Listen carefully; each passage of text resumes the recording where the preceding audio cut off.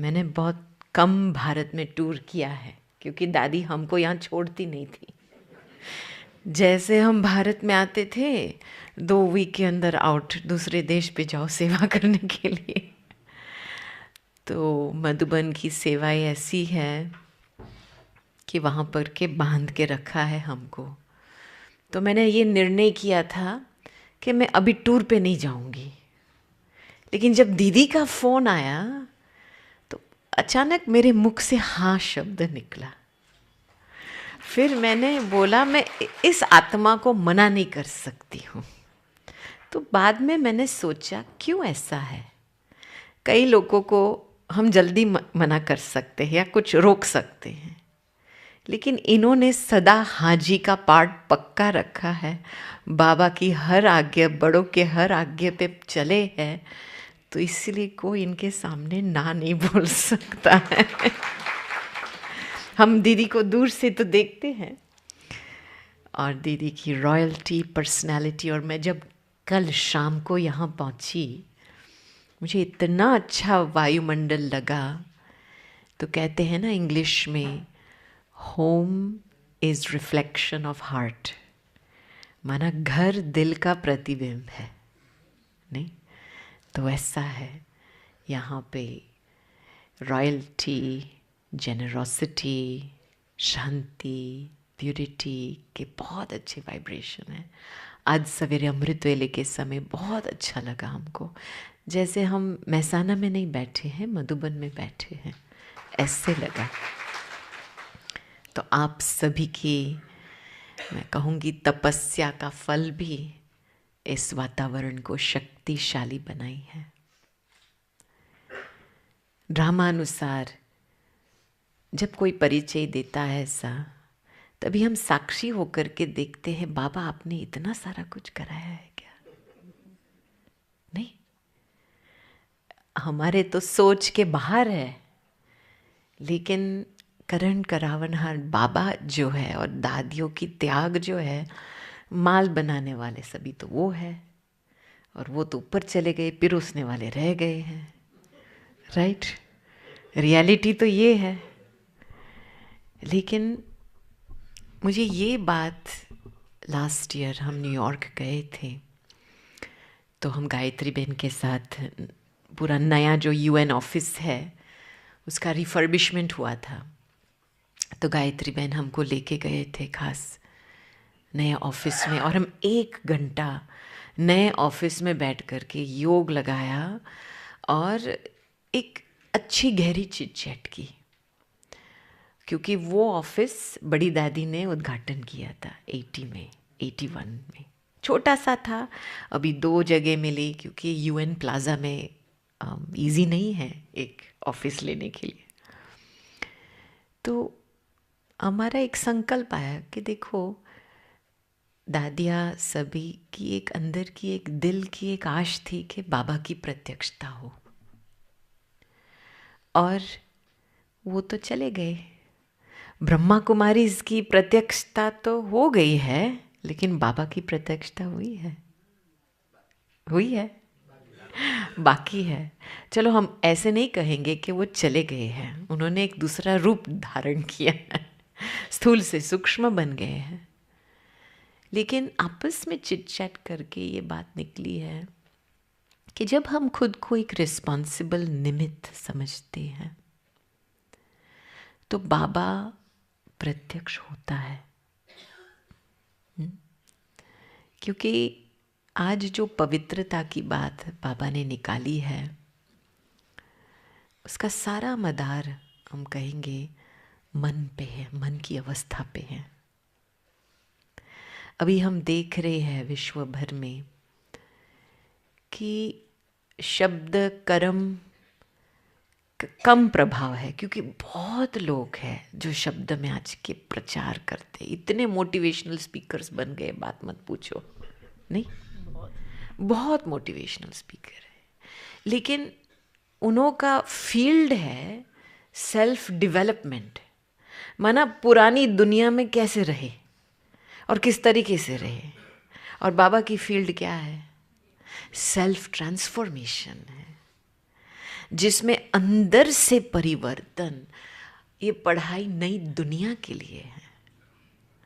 तो हमारे फेस, चलन, चेहरे से नई दुनिया प्रत्यक्ष हो, बाबा की लाइट माइट प्रत्यक्ष हो, ये हमारा लक्ष्य है। तो मुझे ये जो निज ज्ञान है हमारा, मैं शुरू से लेकर के इसके ऊपर बहुत एम्फसिस दिया है कि निज ज्ञान हमको बाबा की मुरलियों से इतनी स्पष्टीकरण मिलती है हर बात की। कोई भी टॉपिक आप चूज करो, मैंने कभी आज दिन तक कोई बाहर का किताब नहीं पढ़ा है। हमें पढ़ाई की, लॉ की, आधे रास्ते छोड़ के हम आ गए बाबा के पास। साथ साथ में वैसे तो हमारा परिवार 75 से जुड़ा हुआ है। हमारी मौसी जो थी दादी से, उन्होंने कोर्स किया था, फिर उन्होंने बाई टेलीफोन हमारी माताजी को कोर्स कराया, क्योंकि उन दिनों में तो ईमेल नहीं था कुछ और नहीं था, तो बाई टेलीफोन कोर्स कराया। तो दूसरा परिवार, क्योंकि वेदांती दीदी आए थे अफ्रीका में 74 में, तो फिर उसके बाद सेवाओं की वृद्धि हुई और हम तो ज़्यादातर सेंटर में ही रहते थे, छोटे थे, बाजू में ही घर था। तो हमारा जैसे सेंटर एक घर का एक्सटेंशन था। और दीदी ऐसी थी कि बचपन से सब कुछ सीखना है, ऑलराउंडर बनना है। घर में सब कुछ काम करना है, सेंटर में भी सब कुछ काम करना है। 8 साल की उम्र में जब हम मधुबन आए थे, तो पहली बार हमारे पिताजी ने हम 5 बच्चों को 2 दादियों के सामने रखा था। इंद्रप्रस्थ में मनोहर दादी थी और चंद्रमणि दादी जी थे।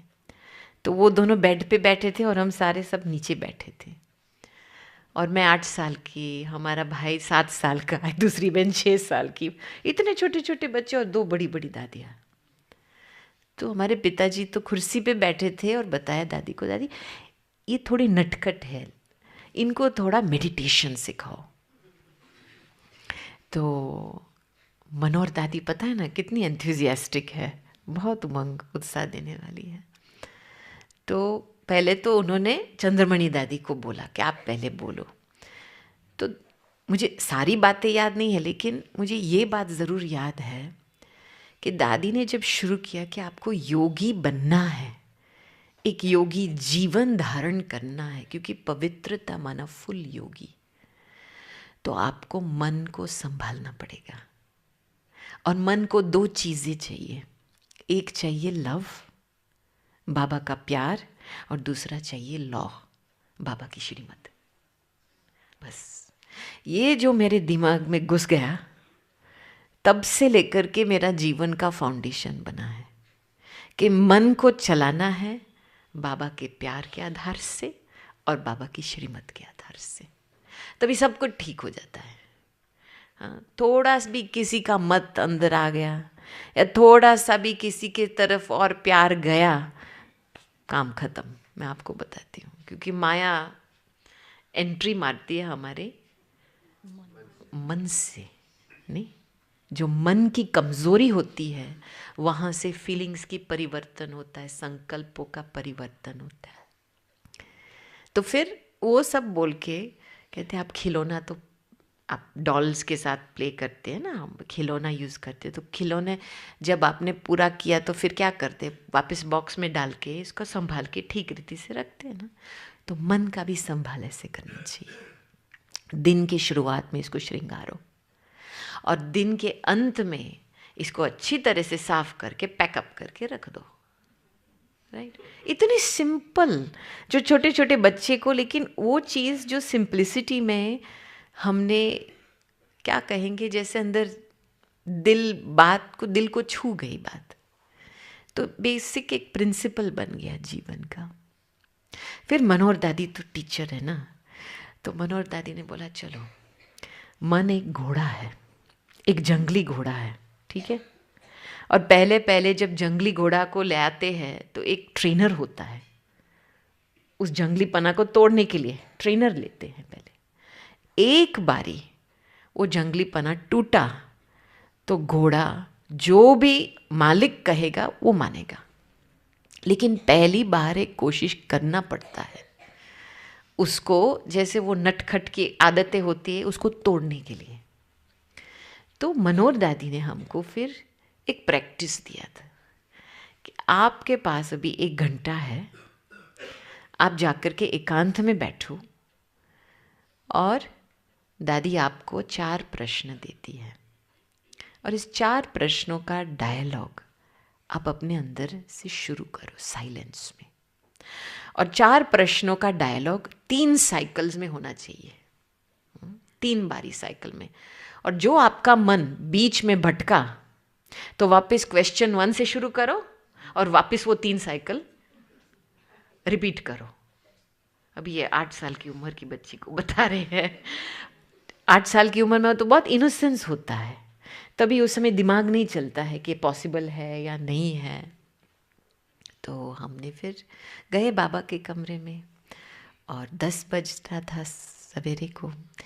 तो हम बैठे और बाबा का ट्रांसलाइट था सामने और हम बैठे, कोई नहीं था रूम में। तो हमने डायलॉग शुरू किया और ये 4 प्रश्न थे।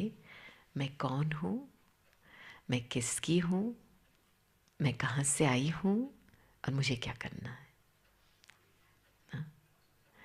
तो हमने डायलॉग शुरू किया, मैं कौन हूँ, और मुझे धीरे धीरे अंदर से खिंचाव आई, आत्मा जैसे खुद का ध्यान को अंदर लेके जा रही है, ऐसी फीलिंग आई। फिर जैसे मैंने डायलॉग का प्रोग्रेशन किया तभी एक बूढ़ी माता आई प्लास्टिक बैग लेके, पूरा कमरा खाली है, बिल्कुल मेरे और पापा के बीच में बैठ गई। फिर मेरा ये जो प्रश्न था मैं कौन हूँ वो परिवर्तन हुआ। अरे ये कौन है होता है ना, पूरा कमरा खाली है, यहाँ आकर के मेरे सामने बैठ गई। चलो अभी दोबारा ट्राई करें। फिर मैं उठ करके साइड में बैठी। उन दिनों में वो सोफ़ा नहीं था वहाँ पे, वो बाद में था आया। तो फिर मैं साइड में बैठ गई और फिर मैंने दोबारा शुरू किया, मैं कौन हूँ, मैं किसकी हूँ। फिर बाहर से वो पता नहीं कौन सी ट्रक, सब्जी की ट्रक क्या थी, आकर के ऐसे हॉर्न बजाया। अरे भाई ये क्या है। तो होता है ना, जब आप कंसंट्रेट कुछ चीज़ पे करने के लिए जाते हैं तो डिस्ट्रैक्शन आते हैं। तो फिर मैंने जब घड़ी को देखा तो 15 मिनट ऐसे ही पास हो गए थे। मैंने बोला अरे दादी के पास जाना है, मैंने अभी तक होमवर्क शुरू ही नहीं किया है। तभी जैसे मैंने बाबा से दृष्टि ली तो मुझे अंदर से एक मन की दृढ़ता पैदा हुई। एक बिल्कुल मन जैसे थोड़ा हल्का होता है ना, एकदम एकाग्र होकर के दृढ़ बन गया कि मुझे किसी भी हालत में ये काम पूरा करना है। और जैसे वो दृढ़ता पैदा हुई, एकदम एक फोकस आ गया मन में, जैसे और सब बातें उम जाती। और मैंने वो डायलॉग शुरू किया और जैसे वो डायलॉग शुरू करके मैं कौन हूँ, मैं किसकी हूँ, मैं कहाँ से आई हूँ, और मैं दूसरे साइकिल तक जैसे बाबा ने बुद्धि खींच ली, उपराम चली गई। इतना एक अनोखा अनुभव था, जैसे ये देह तो दिखाई नहीं दिया था, कमरा भी नहीं, लाइट लाइट आनंद, डीप साइलेंस। और आंख बंद हो गई थी वो भी पता नहीं चला। और जब आंख खुली पूरा 11 बजे और ऐसे लगा मुझे कि 2 मिनट पास हुए थे, लेकिन 45 मिनट हो गए थे ऐसी अवस्था में। उसके बाद मेरे पास शब्द नहीं थे। 2 दिन तो हम साइलेंस में ही रहे, क्योंकि मुझे इस अनुभव से बाहर निकलना बिल्कुल अच्छा नहीं लगा। मुझे इस दुनिया संसार बिल्कुल जैसे निरस का, इसमें कुछ है ही नहीं, ये क्या है इसमें। तो तब से लेकर के ये जो 4 प्रश्नों का जो हमारा फाउंडेशन है, हमने ये फाउंडेशन एक कहते हैं ना कंपस, जो नॉर्थ साउथ ईस्ट वेस्ट, उसको हिंदी में क्या कहते हैं कंपस को? कंपास। हाँ या कंपास। हाँ, तो वही जो नॉर्थ साउथ ईस्ट वेस्ट का डायरेक्शन देता है। तो आपको पता है कि हमारे ब्राह्मण जीवन में खास करके सेवा की फील्ड में, विदेश में इतने वैरायटी लोगों के साथ काम करना होता है और एक बहुत यूनिक एक्सपीरियंसेस होते हैं, बहुत कुछ सीखने को मिलता है। तो इसके बीच में आपके पास एक कंपस नहीं है कि आपका ट्रू नॉर्थ कहाँ है, आपको मन का फोकस कहाँ रखना है, तो बहुत बातों में आपका मन भटक सकता है। तो मैंने ऑलवेज, कोई भी मीटिंग है या किसी के साथ भी बैठना है, मेरा अंदर का 4 प्रश्न का रिवीजन होता रहता था बस, क्योंकि इस 4 प्रश्नों से मेरी आत्मा सेट हो जाती थी, बाबा की गोद में सेट होती थी, साइलेंस में सेट हो जाती थी। फिर डिटैच होकर के काम करो, डिटैच होकर के, साक्षी होकर के करो, ट्रस्टी होकर के करो, बहुत इजी हो जाता है उसके बाद। तो हर एक को एक अपने लिए एक प्रैक्टिस लेना बहुत ज़रूरी है कहेंगे, क्योंकि पवित्रता हमारी एक पावर है, लेकिन जब तक मन की संभाल नहीं होती है तब तक वो पावर हमारे लिए हमको ताकत नहीं देती है, हमारी पर्सनालिटी को श्रेष्ठ नहीं बनाती है। और हमने साक्षी होकर के कहेंगे कि दादी ने इतनी बड़ी हस्ती है दादी जी, लेकिन दादी ने अपने आप को इतना हम्बल बना दिया था। दादी वॉज वेरी रियल, कोई बात में आर्टिफिशियल नहीं। समझो क्लास कराना है, ठीक है, कोई लोग सोच के आते हैं मुझे ये बोलना है, ये बोलना है, ये बोलना है। दादी कभी ऐसे सोच के नहीं आती थी। दादी बैठती थी योग के समय पे, जो बाबा टच कराता था दादी के मुख से वो ही निकलता था।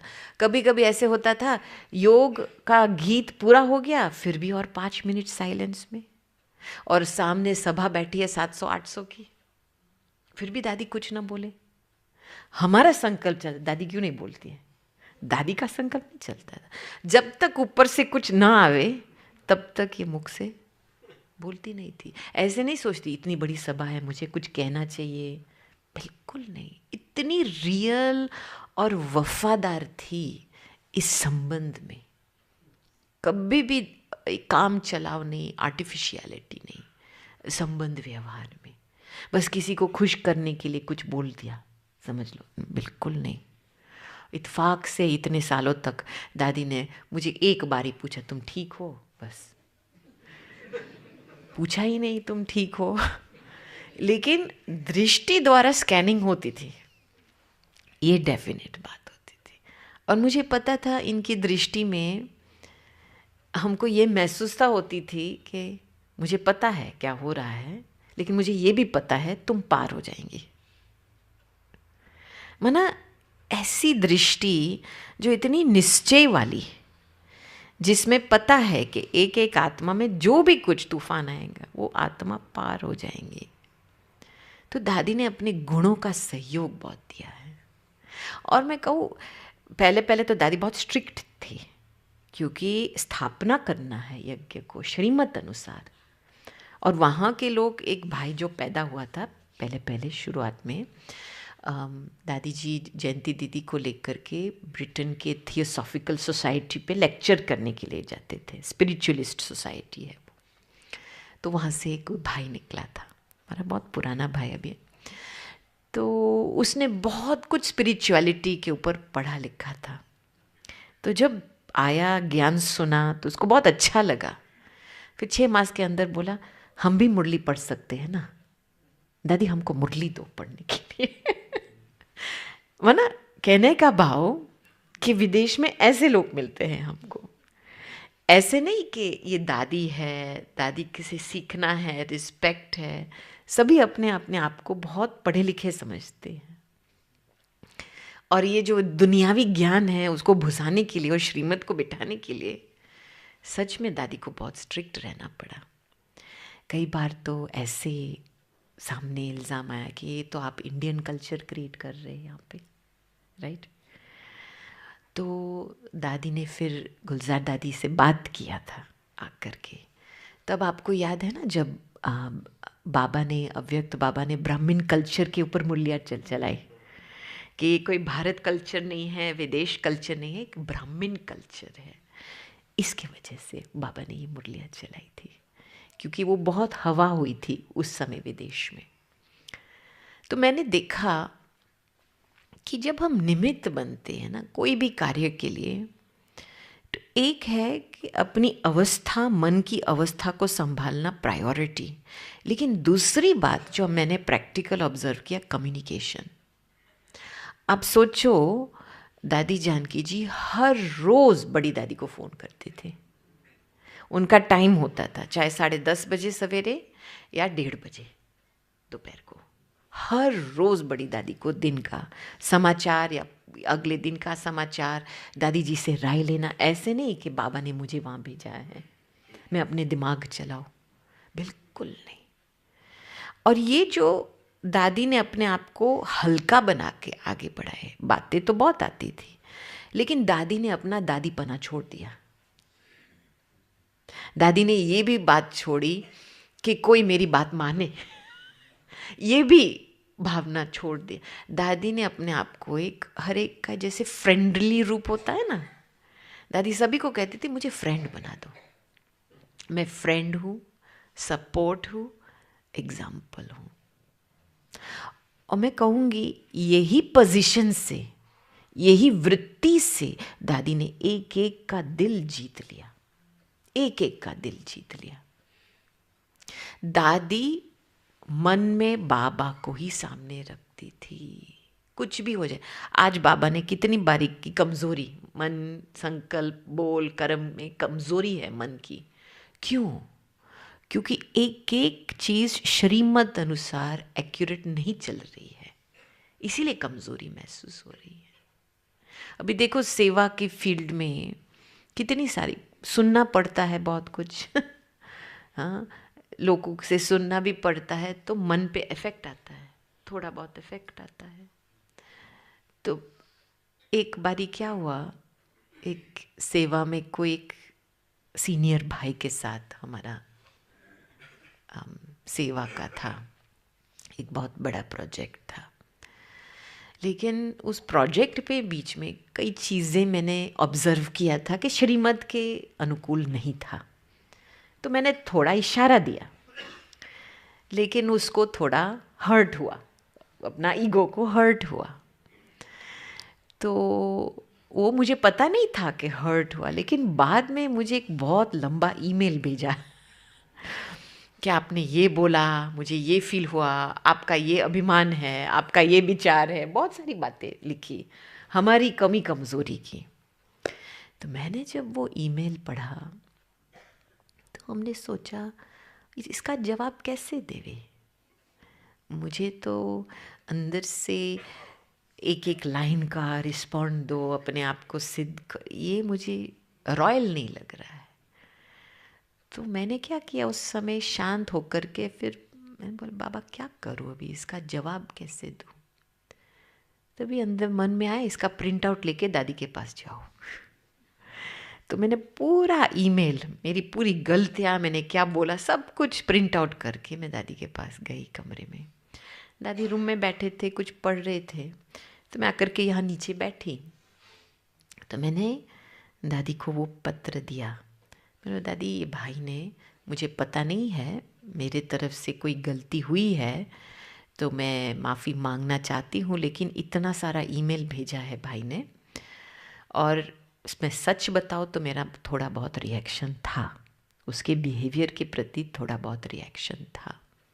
तो मैंने जो दिल में थी मेरे स्पष्ट बता दिया दादी को। मैंने बोला दादी मुझे थोड़ी राय चाहिए, इसका जवाब कैसे देना चाहिए।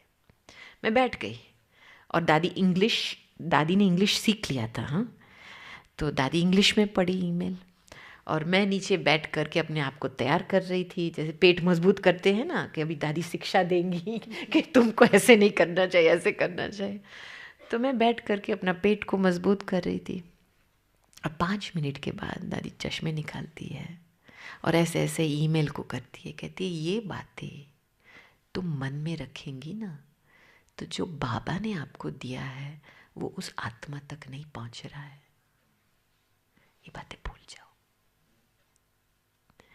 उस समय वाह, इतना दिल को राहत मिला कि देखो दादी की दृष्टिकोण, पर्सपेक्टिव कहाँ से है। कोई और होता तो कहते हैं अच्छा तुमने अपनी कमी महसूस किया, अच्छा अब कमी का परिवर्तन क्या करेंगी अभी तुम। लेकिन दादी ने बोला इसको भूल जाओ, क्योंकि जो बाबा निमित्त माना, जो बाबा ने हमको दिया है वो औरों तक पहुंचना चाहिए। तो हम भी कोई भी बात छोटी मोटी मन में पकड़ के बैठेंगे तो वो चीज़ फिर उस आत्मा तक नहीं पहुंचती है, और वो आत्मा फिर बार बार हमारी कंप्लेंट निकालता है। क्यों निकालेगा वो कंप्लेंट? क्योंकि जो ईश्वर से चाहिए उसको मिल नहीं रहा है हमारे से, तो हमारी बार बार कंप्लेंट करते रहेगा। तो मैंने देखा कि एक बहुत गहरी बात है निमित्त बनना। माना क्या, मेरा कुछ नहीं है, बाबा को सामने रख करके चलना है, ताकि वृत्ति में एक वो क्या कहते हैं नरम रहती है वृत्ति, दया भाव वाली रहती है वृत्ति। जब शब्दों की बात आती है, पवित्रता ना, प्यूरिटी इज बाबा। मैं आपको एक बात बताऊं, ओनली वन थिंग, बाबा में सब कुछ है। आपका नए युग का नया स्वरूप की बाबा की दृष्टि में है, सब कुछ बाबा में है। लेकिन जब शब्दों की बात आती है, कभी कभी इसमें हमारे मार्क्स कम हो जाते हैं, क्योंकि जब हम किसी के साथ बोलते हैं तो ऐसे नहीं विचार करते हैं कि इस शब्द का इफेक्ट क्या है, इस व्यक्ति के दिल में इस शब्द कौन सा यादगार बनाएगा, राइट? क्योंकि लोग ये याद रखते हैं ना, भल आप बोल के तो चले गए हैं, लेकिन वो शब्द उनके दिल मन में गूंजते हैं। तो एक बारी क्या हुआ, मैं आपको एक प्रैक्टिकल स्टोरीज के तरीके से ये पवित्रता की बात सुना रही, क्योंकि मैंने ऐसे ही सीखा है, मैं आपको रियलिटी में बताऊं। तो एक बारी क्या हुआ, हमारी एक टीचर्स की रिट्रीट थी, पूरे यूके की टीचर्स की रिट्रीट थी। तो साल में 1-2 बारी मिलता है दादी को। तो हम ऑफिस में थे और हमको एक जर्नलिस्ट से बहुत सारे प्रश्न मिले थे। उनको दादी जी के नाम से एक आर्टिकल लिखना था, तो उन्होंने हमको प्रश्न भेजे थे कि आप ये जवाब ले लेना दादी जी से। तो मैं जब भी ऊपर जाती थी कमरे में तो कोई क्यू होती थी दादी के कमरे के बाहर, तो मेरा दिल नहीं मानता था, क्योंकि मैं सोच रही थी कि इतने दूर से आए हैं सभी, थोड़ा समय मिलता है दादी के साथ, तो मैं क्यों टाइम लूँ। तो ऐसे फ्राइडे सैटरडे संडे पास हो गया, और मंडे सवेरे दादी जल्दी नाश्ता करके निकल गई लंदन के लिए। हम ऑक्सफोर्ड में थे उस समय, क्योंकि जैसे ऑक्सफोर्ड मिला तभी दादी ने हमको वहाँ भेजा था। तो फिर 10 बजे दादी चले गई और हमारे प्रश्न ऐसे अधूरे रह गए। तो मैंने ईमेल लिखा, ईमेल में मैंने अलका बहन को भेजा। उन दिनों में तो नया नया ईमेल निकला था, और मैंने केवल 2 लाइन लिखे इंग्लिश में, dear Alka, it was super busy weekend, मैं दादी के नज़दीक भी नहीं आ पाई, मुझे टाइम नहीं लेना था, अभी ये मैं प्रश्न आपको भेज देती हूँ, आप इसका जवाब ले लेना दादी से। ठीक है, ये 10 बजे सवेरे मैंने भेजा। 2 बजे दादी का फ़ोन आता है, आपने मुझे ईमेल भेजा क्या? मैंने बोला नहीं दादी, आपको नहीं भेजा था, अलका का। हाँ, वो ही ईमेल, उसमें जो आपने ये 2 शब्द यूज़ किए, सुपर बिजी, बहन ये ठीक शब्द नहीं है। उसके बाद मुझे दादी ने 10 मिनट का लेक्चर दिया, शब्दों कैसे यथार्थ शब्द यूज़ करने चाहिए, और कैसे अभी वर्तमान समय अनुसार जो हम शब्द यूज़ करते, हमारी आगे वाली राजधानी उस आधार से बन रही है। 10 मिनट से तो मैं शांत होकर के सुनती रही, और जैसे दादी ने रिसीवर छोड़ा, मुझे अंदर से इतना प्यार हुआ कि कौन मेरे 2 शब्द के लिए मुझे एक फ़ोन करेगा। दादी का मेरा पद का ख्याल इतना है जो मेरा इतना नहीं ख्याल है मेरे खुद का पद का। तब से लेकर के मैंने बहुत इस बात पे ध्यान रखा है, चाहे ईमेल में, चाहे संबंध व्यवहार में, कि हमारे शब्द एक बिल्डिंग का कंस्ट्रक्शन होता है। इस शब्दों का एक एनर्जी बनती है जिसके आधार से संबंध व्यवहार में श्रेष्ठता आ सकती है। तो शब्दों का महत्व बहुत है। और फिर कर्मों का, अच्छा ब्राह्मण बन गए तो झूठ बोलना तो छोड़ दिया ना सभी ने। झूठ तो नहीं बोल सकते हैं अभी ब्राह्मण, नहीं बोल सकते हैं क्या? नहीं। पर संस्कार वार करे और बोले तो? संस्कार वार करे बोले तो, हाँ जवाब दो तो। हाँ देखो, संस्कार वार होंगे, लेकिन जब आपने मन श्रीमत के अनुसार चलाया है तो आप वो संस्कार को भी स्टॉप कर सकते हैं। क्योंकि संस्कार वार क्यों करते? कुछ प्रभाव आ गया, बुद्धि पे कुछ प्रभाव आ गया है। और जैसे नाव में पानी आता है ना, डूबने का डर होता है, तो वो जो थोड़ा सा हल्का सा फ्लक्चुएशन शुरू होता है, उसमें पूरे सबकॉन्शियस से पुराने संस्कार वार कर लेते हैं। वो उनको अपॉर्चुनिटी मिल जाती है। तो मैंने ये चीज़ देखा कि बुद्धि को सालिम रखना और प्रभाव मुक्त रखना, ये दादी का बहुत अटेंशन था कि कोई भी चीज़ का प्रभाव मेरी बुद्धि में ना पड़े, खास करके किसी का स्वभाव संस्कार का प्रभाव। ये पूरा मदार में हम कहेंगे ना, मन की संभाल के ऊपर है। आज मैंने टॉपिक दिया है ना प्रोग्राम में, खुशी, हैप्पीनेस इन लाइफ। तो यही बात हम अंडरलाइन करने वाले हैं आज, क्योंकि कुछ भी आप चाहो दिल में, कोई भी अचीवमेंट चाहो, जब तक आपने मन को सेट नहीं किया है तब तक आपको उस बात में सफलता नहीं मिलेगी।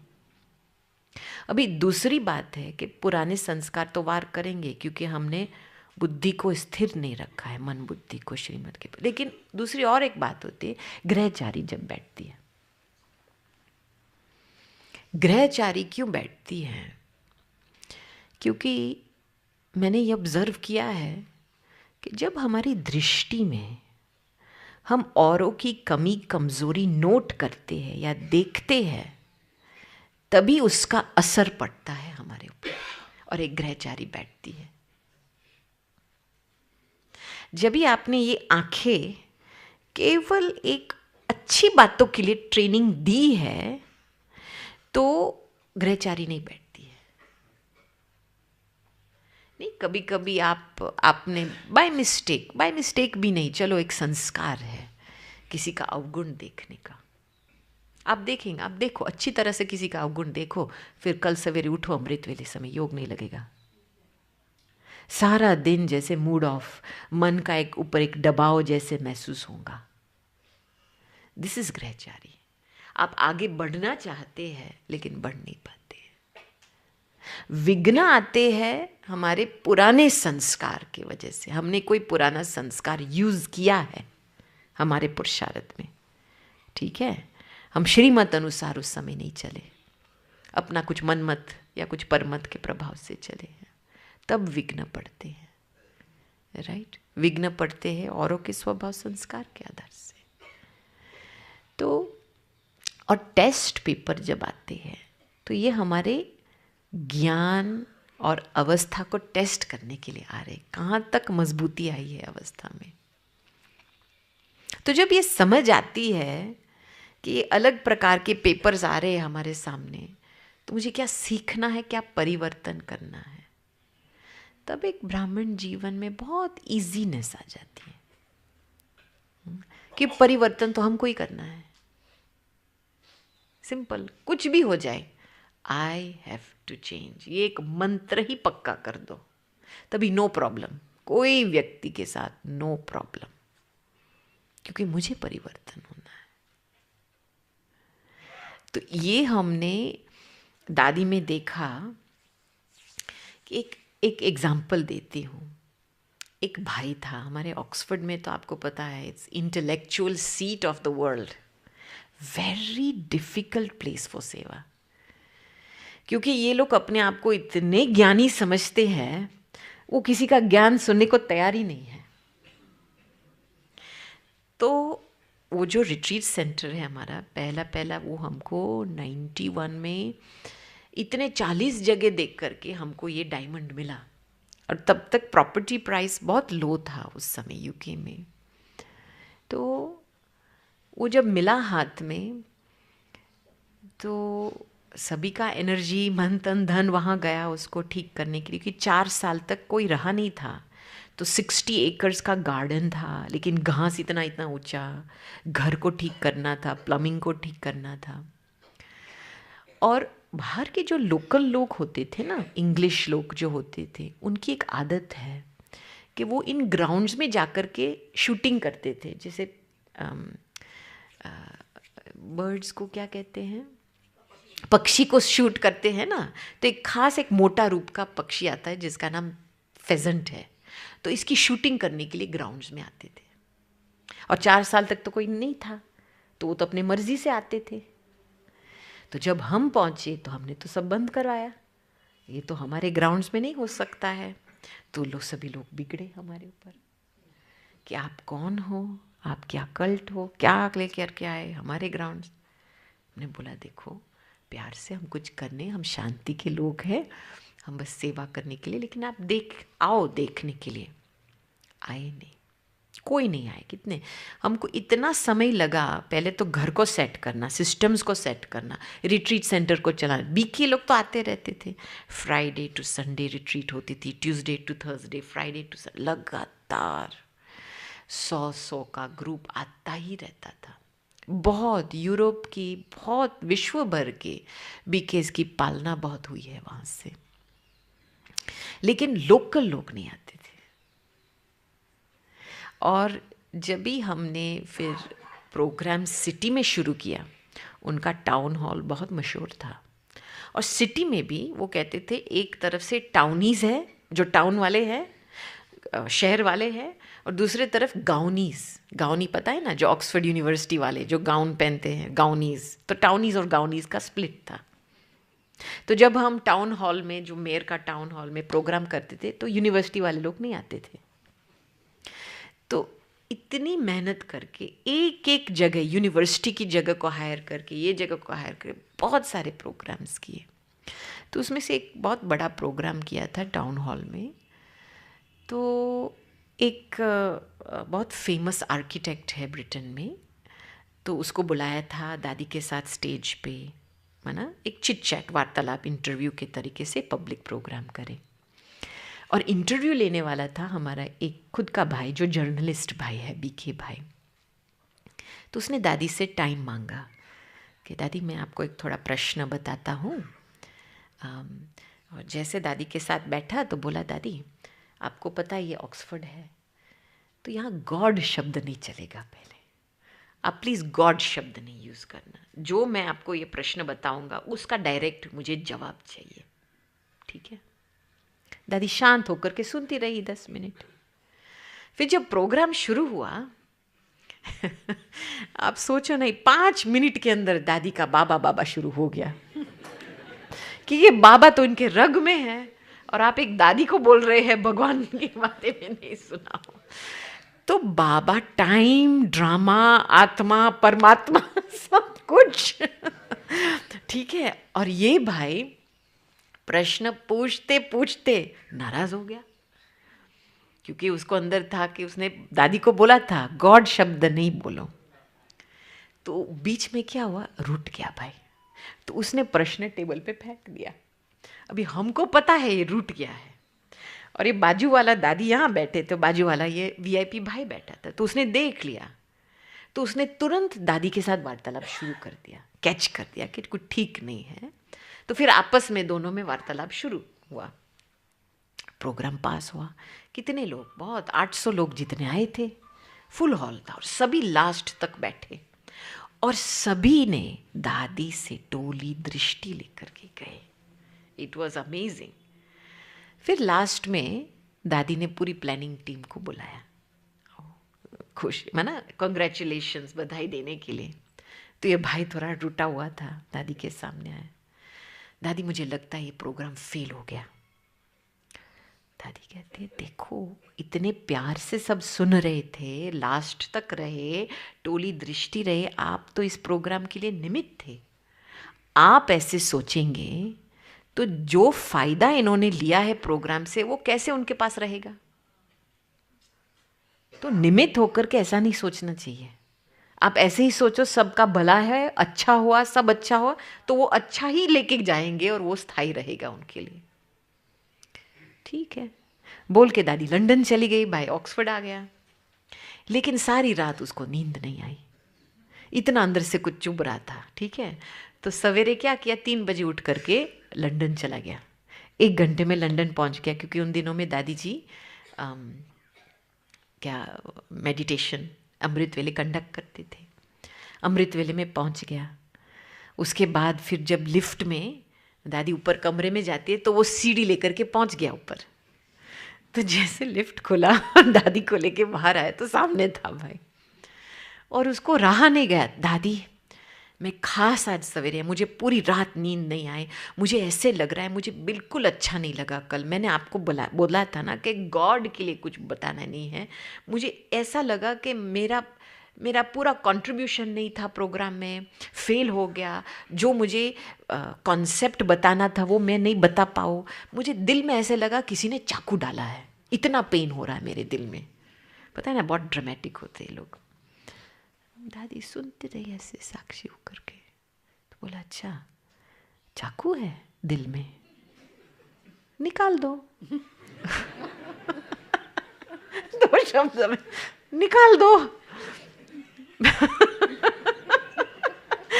और ये फिर क्या हुआ, उस भाई को इतना आश्चर्य लगा, हाँ ये बात ठीक है, निकाल दो, तो वो भी सामने हंसने लगा। माना उस समय मैंने ये रूप देखा कि दादी कभी किसी की इश्यूज को एक्सेप्ट नहीं करती थी। नहीं, भल वो दोषी बनावे दादी को, इल्जाम डाले, लेकिन दादी उसको स्वीकार नहीं करती थी। वो व्यक्ति खुद को पेन दे रहा है ना, तो डिटैच होकर के दादी ने तो निकाल दो चाकू। और इतना खुश हुआ, क्लास में बैठा, नाश्ता किया, फिर चला गया, खुश हो गया। तो रियली मैं कहूँगी कोई आपको रिजेक्ट करे, ओपोज करे, तो आपके पास इतनी ताकत है क्या? हाँ? तो ये कैसे ताकत बनती है? जब रियली मन में बाबा के और सिवाय कुछ है ही नहीं। देखो नंबर वाइज हम कब बनते हैं? जब हमने हमारे और बीच में एक और को लगा दिया, तब हमारा नंबर लगता है। पहला नंबर छूट गया ना, पहला नंबर किसी और को दे दिया, कोई बीच में घुस गया, तो फिर हमारा नंबर क्या बन गया? सेकंड। और फिर दूसरा व्यक्ति को बीच में डालेंगे तो हमारा 3rd नंबर हो जाता है, फिर तीसरे को डालेंगे तो हमारा 4th नंबर होता है। तो हम नंबर वाइज इस आधार से ही बनते हैं ना। हाँ? तो मैंने देखा ये जो वफादारी, एक बाबा दूसरा न कोई, बहुत ये गहरी बात है। तभी मन बहुत स्थिर रहता है। थोड़ा सा भी किसी की पर्सनैलिटी का प्रभाव मन में, समझो आप आकर्षण हुए, ये अच्छा है, ये अच्छी है, थोड़ा लग गया उसका प्रभाव, तो मन डावाडोल होता है। हाँ, तब फिर और बातें शुरू होती हैं।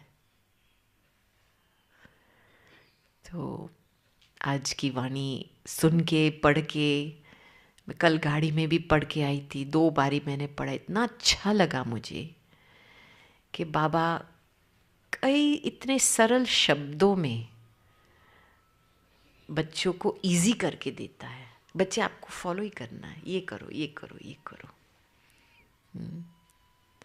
और रहम दिल रहना, दयालु करके अपने आप को रखना, ये बड़ी बात है।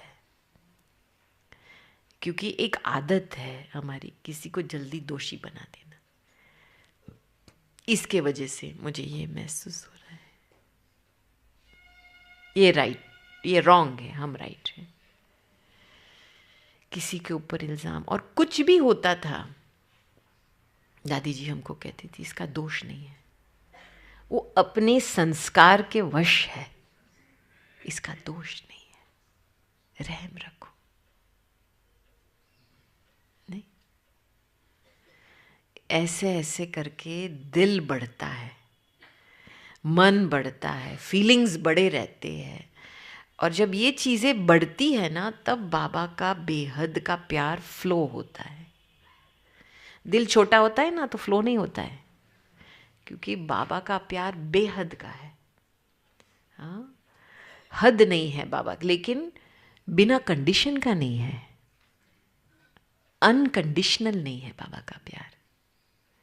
कंडीशन है, और वो कंडीशन है मेरी आज्ञा मानो, मेरी श्रीमत पे चलो। आपको अपनी जीवन की सेटिंग श्रीमत के आधार से करनी है, तब खुले दिल से आपको बेहद का प्यार महसूस होगा। लेकिन उस कंडीशन को आप तोड़ेंगे, थोड़ा सा भी तोड़ेंगे, तो वो प्यार का टैप बंद, आपको फील ही नहीं होगा। जैसे मटका उल्टा हो गया ना, ऐसा है, ऐसा है, अंदर कुछ जाता नहीं है। फिर इतने साल तक हम ब्राह्मण जीवन जी रहे हैं, चलते रहते हैं, देखते रहते हैं, अभी तक कोई संपूर्ण नहीं हुआ है। ऐसे वैसे हम अपने आप को ढीला छोड़ देते हैं, और थोड़ा सा भी ढीलापन आ गया ना, तो मैंने देखा उमंग उत्साह के जो पंख होते हैं वो कम हो जाते हैं। वो दिल ही नहीं कहता मैं जाऊँ सेवा करूँ, नहीं, छोड़ दो मुझे, छोड़ दो, ऐसे ऐसे फीलिंग आती है। इसीलिए मैं कहूँगी वर्तमान समय अनुसार अभी टाइम है, जनवरी मास में अपना बेल्ट टाइट करो, कुछ चीज़ को त्याग करनी पड़ेगी, तब तो उस क्वालिटी की तपस्या हो सकती है ना। अभी कहानियाँ तो बहुत है, लेकिन हम समय की सीमा को भी देख रहे हैं। आज जाना है, तो हम फिर से आप सभी को बहुत थैंक्स देते हैं, दीदी को भी थैंक्स देते हैं, हमको याद किया, और मुझे बहुत अच्छा लगा यहाँ आके। एक हमारे लिए भी एक गिफ्ट है, क्योंकि दीदी ने कल जब बताया था कि आप सभी 5 से 6 बजे योग करते हैं ना हर रोज़। कौन करता है, हाथ ऊंचा करो। Wonderful, wonderful, really. इस वजह से एक ये तपस्या के आधार से सेवा की वृत्ति होती है, ऑटोमेटिकली सब कुछ ऑटोमेटिक होता है। तो मुझे इतना अच्छा लगा कि हमारे भारत के सेंटर्स में इतना डिसिप्लिन, विदेश में तो है, लेकिन यहाँ भारत में आकर के थैंक यू दीदी। बाबा की एक ज्वाला स्वरूप की जो याद, बाबा कहता है कि योग एक अग्नि है, उस अग्नि की स्थिति क्या है और कैसे बनी। लास्ट प्रश्न कर। आपने सब प्रश्न सुना ना दीदी का, कि ज्वाला स्वरूप अवस्था और वो योग अग्नि की अवस्था कैसे बनी रहे। देखो, एक है योग और दूसरा है याद। योग को पावरफुल बनाना है तो पहले याद को स्थायी रखना है। याद वेरी सिंपल, आप क्या याद कर रहे हो दिन में? बातें को याद कर रहे हैं या बाबा की बातें को याद कर रहे हैं। नहीं, सारा दिन मन को उसी यादों में घुमाना है। बाबा की बातें, बाबा ने क्या बताए, 3 कालों की, चक्र की, वृक्ष की, हिस्ट्री ज्योग्राफी की। मन को उस लेवल पे चलाना है पहले तो, एक याद की स्मृति बनी रहे, ताकि हम चलो स्थूल काम करें लेकिन हमारा मन उस स्थूल काम से रस ना लेवे। दैट्स वेरी इंपॉर्टेंट प्रेपरेशन, क्योंकि ये प्रेपरेशन के बिना आप उड़ नहीं पाएंगे। फिर उसके बाद जब योग लगता है तो उस अग्नि अवस्था तक पहुंचने के लिए थोड़े स्टेप्स होते हैं। पहला स्टेप जो मास्टरी चाहिए कर्मों में, साक्षी दृष्टा की अवस्था पहले चाहिए, कि कर्म करते हुए साक्षी, और अपने कर्म के हिसाब किताब को भी साक्षी होकर के देखो, सब कुछ साक्षी होकर के देखो। वो क्या होता है, अंदर की एनर्जी, जो मन की जो एनर्जी भावनाएं हैं वो एकाग्र रहती है। साक्षीपना की अवस्था में मन की एनर्जी एकाग्र रहती है। कुछ भी हो जाए, बाबा के साथ रहना है, सब कुछ साक्षी होकर के देखना है। उस समय जब कोई कुछ पूछता है कर जवाब दो श्रीमत अनुसार या अपने अनुभव अनुसार, लेकिन ज़्यादातर शब्द नहीं यूज़ करो। जितना यूज़ करना है उसको जवाब दे करके फुल स्टॉप। साक्षी दृष्टा। फिर आज जो बाबा ने बताया फुल स्टॉप का अभ्यास, देखो कितना जल्दी फुल स्टॉप होता है। तो जब, और फिर अव्यक्त अवस्था। अव्यक्त अवस्था ये नहीं है कि हम अपने आप को एक फरिश्ता रूप दिखाई दे, पंख है, उड़ रहे हैं, ये नहीं है अव्यक्त अवस्था। अव्यक्त अवस्था अपनी अंदर की जो आत्मा की जो क्वालिटीज है, शांति की शक्ति, प्रेम की शक्ति, आनंद की शक्ति की अनुभूति, ये सूक्ष्म है ना एनर्जी, तो इसमें हम एकाग्र बने। योग की हर एक विधि है मन की भावनाओं को एकाग्र रखने के लिए। तभी फिर हम जब निराकारी अवस्था जो होती है ना, निराकारी अवस्था नेगेटिविटी को खत्म कर देती है।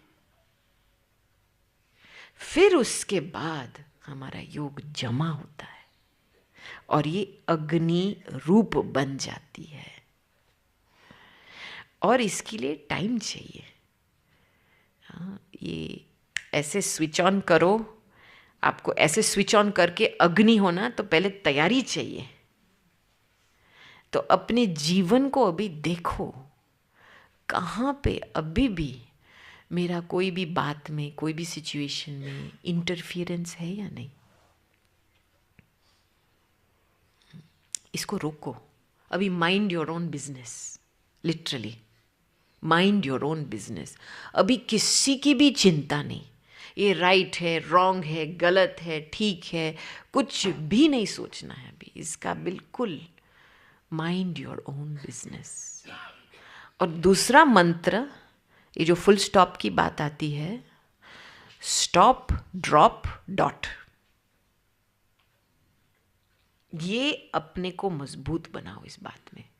1 सेकंड में कोई चीज स्टॉप लगाओ, जो संकल्प है कार्य के प्रति, सेवा के प्रति, ड्रॉप करो और डॉट लगाओ। स्टॉप, ड्रॉप और डॉट, ये 3 बातें आप याद करो। और आप देखेंगे जैसे आप अपनी मन को ये ट्रेनिंग देते हैं ना, बहुत हल्कापन महसूस होता है। और जो बहुत हल्का होता है वो उड़ सकता है जल्दी, 1 सेकंड में स्विच ऑन होता है। बाबा बोले फीलिंग आती है। और फिर जब एक बाप दूसरा न कोई, ये देह का भान भी नहीं बीच में, इतना एक शक्तिशाली याद पैदा होती है। उस कनेक्शन से बहुत लोगों को साकाश मिलती है, वाइब्रेशंस की सफाई होती है, बहुत कुछ सेटल होता है इस अग्नि में। लेकिन उसके लिए तैयारी चाहिए। और जैसे आप अपने आप को ऐसे संभालेंगे, एकाग्र रखेंगे आपकी अपनी एनर्जी को, तो जल्दी वो स्विच ऑन हो जाता है। अग्नि बाबा की शक्ति, और ये अग्नि ऐसी है कि जितनी योग की अग्नि बढ़ती है उसका अनुभव शीतलता का होता है। बहुत शांत शीतल बन जाती है आत्मा, एकदम न्यारी। ये प्रूफ है अग्नि का। जब कंप्लीट संपूर्ण योग नहीं है अग्नि वाला, तो अंदर से कुछ गरमाइश है, थोड़ा सा रिएक्टिविटी है कई बात का, छोटी मोटी बात का। और आपके ही संस्कार आपको चला रहे हैं, आपके ही संस्कार आपको ऐसे दबा रहे हैं, न चाहते हुए भी वो आपको दबाएंगे। तो पहले हमको एक लेवल बनाना है, खुद को इस पुरानी दुनिया से छुड़ाना है ना। ये तो डिसीजन लेना है ना। आपको इस पुरानी दुनिया में रहना है? कुछ चाहिए इस पुरानी दुनिया से? किसी का अप्रूवल चाहिए? पद चाहिए? पोजीशन चाहिए? पैसे चाहिए? सोच समझ के बोलना। हाँ, माया भी सुन रही है इसमें। हाँ, क्योंकि थोड़ा सा भी अंश मात्र कुछ भी चाहिए इस पुरानी दुनिया से, पुराने संबंध से, वो अपनी अग्नि को ठंडा कर देती है। क्योंकि वो ही दरवाजा है परेशान होने का। देखो, आप कोई व्यक्ति या वस्तु से हार नहीं खाते हैं, आप अपनी इच्छाओं से हार खाते हो। कुछ सूक्ष्म में इच्छा है, इसीलिए पुराना संस्कार वार करता है। तो अंदर अपने आप को रियली जांच करके ऑनेस्टी से, मुझे कुछ चाहिए क्या, रियली अपने आप को छुड़ाओ। सूक्ष्म में छोटी सी भी सेवा में कुछ चाहिए, प्लान का सक्सेस चाहिए, ये भी बात छोड़ो, वो तो नुंधा हुआ है, आपका क्या जाता है, करण करावनार कराने वाला है। आप सोचते रहेंगे इसकी सफलता हो, वो हो, इसमें क्या फायदा। तो वहां तक खुद के मन को सब बातों से हटाना है। You understand? ये कहेंगे एक्सट्रैक्शन स्ट्रेटजी। बाबा आए हैं हमको पुराने से छुड़ा के नए की ओर लेने के लिए। और आप देखेंगे बाबा की मुरलिया में बहुत कम पॉजिटिव नेगेटिव शब्द होता है। ये बाबा की भाषा नहीं है, ये दुनियावी भाषा है। और जब बाबा ने, अव्यक्त बाबा ने पॉजिटिव नेगेटिव शब्द यूज़ किया, क्यों किया? क्योंकि हॉलैंड में हमारी एक बहन थी जिन्होंने पहली बार यज्ञ में पॉजिटिव थिंकिंग कोर्स बनाया था पुलिस वालों के लिए। पुलिस डिपार्टमेंट जो था एम्स्टरडैम में, उन्हों के लिए पॉजिटिव थिंकिंग कोर्स बनाया था। तो वो आई थी मधुबन, तो गुलजार दादी को बताया था, तब फिर बाबा ने ये शब्द शुरू किया था। लेकिन बाबा के ओरिजिनल साकार वाणी के शब्द है, पुराने को छोड़ नए के ओर चले जाओ। पुराने में दो बातें आती है, अच्छी बात या बुरी बात भी आती है, लेकिन पुराना है ना, अच्छी भी है फिर भी पुराना भी है ना। तो पुराने को छोड़ नए के ओर लेके जाना।